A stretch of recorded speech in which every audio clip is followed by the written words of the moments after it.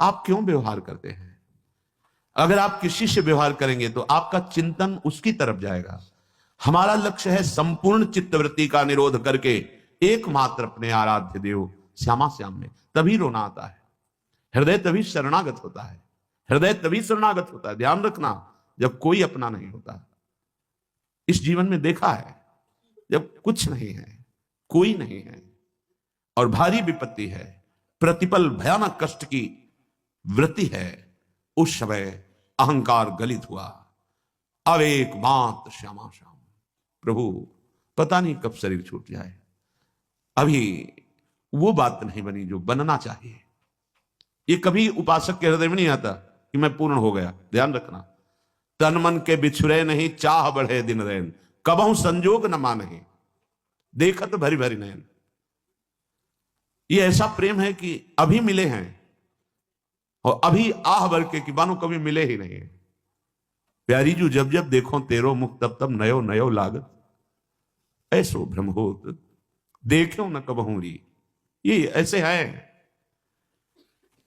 हृदय में बार बार ऐसा होता है कि अभी वो बात नहीं जो होनी चाहिए। प्रतिक्षण वर्धमानम, प्रतिक्षण बढ़ता रहता है, पर इसमें कभी पूर्णिमा नहीं होती। प्रेम में कभी पूर्णिमा नहीं आई। रात दिन तड़पता रहता है हृदय प्रेमी जनों का। ये कोई दिखावे का विषय नहीं, कोई जान नहीं पाएगा। अरब रात मिलवे को निश दिन, रात दिन मिलने के लिए व्याकुलता बनी रहती है। निश दिन मिले ही रहते, रात दिन मिले रहते हैं, फिर भी हृदय की स्थिति है मनो कबहू मिले ना, मानो कभी नहीं मिले। तभी भोरी सखी के पदों को पढ़ के देखो कितनी व्याकुलता है।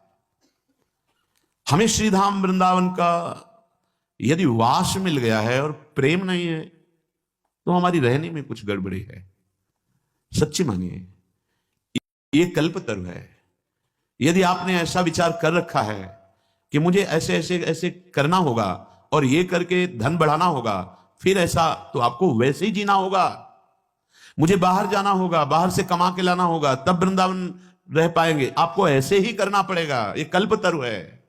और एक बात आ गई कि मुझे मरना है, अब तुम्हें रखना है तो रख लो, जैसे रखना है रख लो, मुझे आपके लिए मरना है। ये जीवन आपका है। अपने जीने की आशा भी छोड़ दी, अपने जीवन की व्यवस्था की भी चाह छोड़ दी, तो अनंत ब्रह्मांडों का स्वामी अधीन हो गया। सच्ची मानिए, पल पल महासुख प्रदान करने लगे।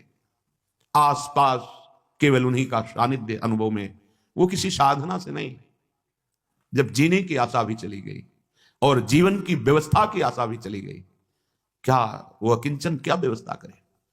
कल्पतरु है वृंदावन। आप अगर ऐसा सोचेंगे कि मेरे करने पर ही सब होगा, तो आपको करना पड़ेगा। अगर आप ऐसा सोचेंगे कि अब तो मैं बिक चुका हूं, मेरा जीवन तो अब लाडली के हाथ है, अब नहीं, अब मेरा हर प्रयास लाडली जू के ही लिए है, अपने लिए कुछ नहीं, तो लाडली जू आपके लिए संपूर्ण प्रकृति को अधीन करा देंगे। हमारी बात पर विश्वास कीजिएगा।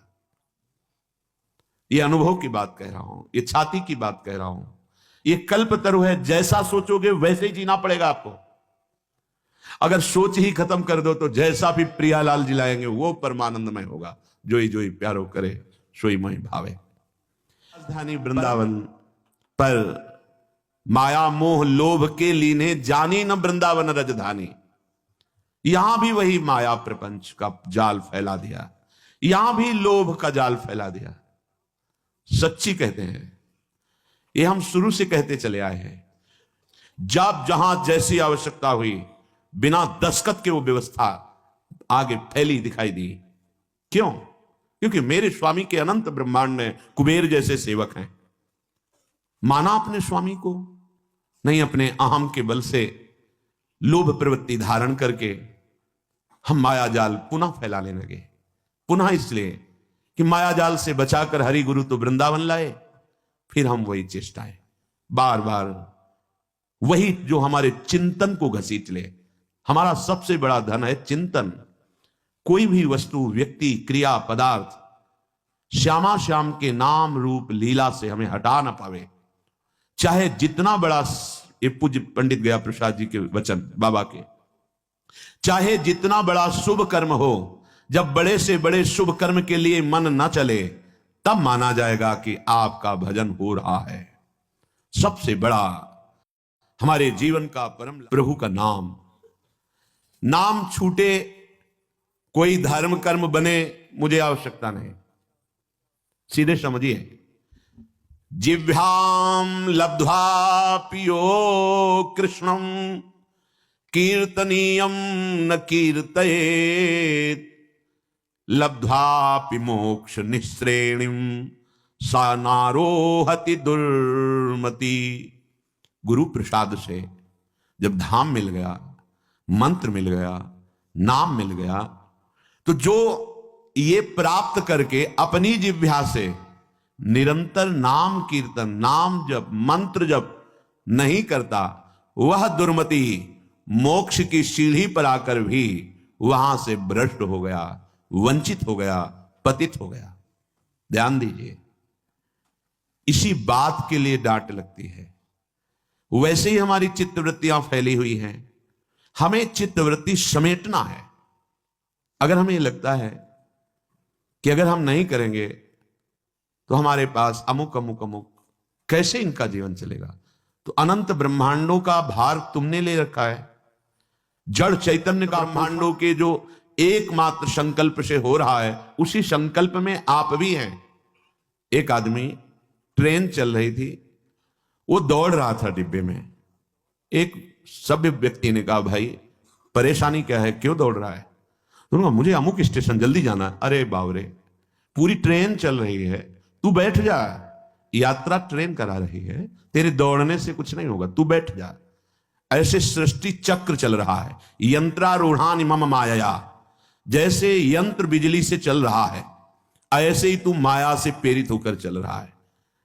उमादारु जोशित की नाई सबह नचावत राम गोसाई। अब अपनी इस माया रूपी यंत्र से नाचने से तुम्हें अब हटाया गया है, लेकिन तुम्हें वही नाचना पसंद है, अहम का पोषण। मैं इतना करके जाऊं कि मेरी कई पीढ़ियां उसका आनंद लेती रहें। तुम्हें विश्वंभर भगवान पर भरोसा नहीं, तुम्हें मंत्र पर भरोसा नहीं। मंत्र जपो तो देवराज इंद्र भी अधीन हो जाएंगे, हाथ जोड़ के सामने खड़े हो जाएंगे, रिद्धियां सिद्धियां हाथ जोड़कर खड़े हो जाएंगी। तुम्हारा प्रयास कितना होगा, इससे इतना प्रॉफिट, इससे इतना प्रॉफिट। और मंत्र से पालों को अधीन कर सकते हो। जब अनंत ब्रह्मांडों के ईश्वर भगवान को अधीन किया जा सकता है, सुमिर पवन सुत पावन नामू, अपने बस कर राखे रामू, तो और क्या चीज है? पर समझ ही नहीं आ रही। वही वृत्तियों को प्रपंच में फैलाना। जो जिह्वा को गुरुदेव ने अमृत दिया है, नामामृत, मंत्रामृत, लीलामृत, चरितामृत, इसका गायन करो। जो चाहिए मिल जाएगा, तो अभी समझ नहीं पा रहे। अगर गृहस्थ हो तो अपने कर्तव्य का पालन करते हुए नाम जप करो। विरक्त हो तो एकमात्र आपका कर्तव्य रह गया है मंत्राकार वृत्ति, नामाकार वृत्ति। क्या चाहिए तुम्हें? जो चाहिए तुम्हारे चरण चूम लेगा। सच्ची मानिए, तुम्हारी आंतरिक वृत्ति केवल नाम में होनी चाहिए। कुछ लोगों का कथन है कि जब हम नाम जप करते हैं, कंठी तिलक धारण करते हैं, तो लोग हमारा उपहास करते हैं कि बड़े भगत है। ये बात हमने बड़े अच्छे अच्छे लोगों में देखी है कि वो प्रश्न करते हैं कि ऑफिस में जाते हैं या समाज में, तो लोग उपहास करते हैं, कहते हैं बड़ा भगत है, तो मैं तिलक ना लगाऊं, कंठी ना धारण करूं, माला ना लूं। ऐसा नहीं है। किसी आदमी के, व्यक्ति के स्वभाव गुण माया से युक्त प्रेरित, वो तुम्हें का बड़ा भगत बनता है, तो तुम्हारी निंदा तो नहीं हो रही ना। इतने बड़े प्रभु से तुम्हारा संबंध स्थापित करके वो बोल रहा है। भगत किसे कहते हैं? जो भगवान का जन होता है। तो गर्व होने की बात है या लज्जा आने की बात है?